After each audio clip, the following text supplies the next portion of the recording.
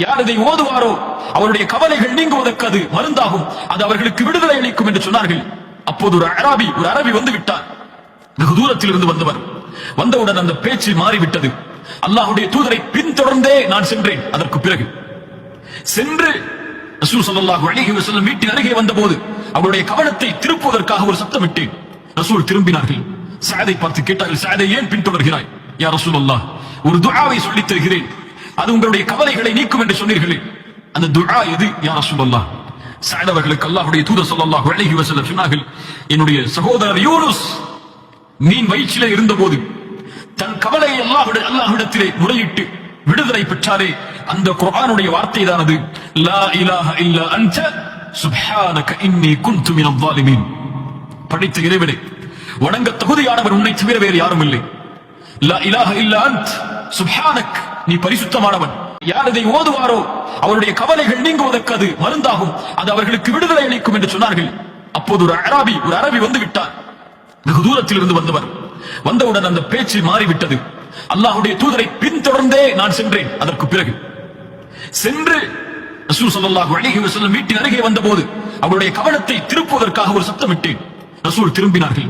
சஅதை பார்த்து கேட்டார்கள், சஅதை ஏன் பின்தொடர்கிறாய்? யா ரசூலல்லாஹ், ஒரு துஆவை சொல்லித் தருகிறேன், அது உங்களுடைய கவலைகளை நீக்கும் என்று சொன்னீர்களே, அந்த துஆ எது யா ரசூலல்லாஹ்? சஅத் அவர்களுக்கு அல்லாஹ்வுடைய தூதர் ஸல்லல்லாஹு அலைஹி வஸல்லம் சொன்னார்கள், என்னுடைய சகோதரர் யூனுஸ் மீன் வயிற்றிலே இருந்தபோது தன் கவலையை அல்லாஹ்விடத்திலே முறையிட்டு விடுதலை பெற்றாரே, அந்த குர்ஆனுடைய வார்த்தை தான் அது.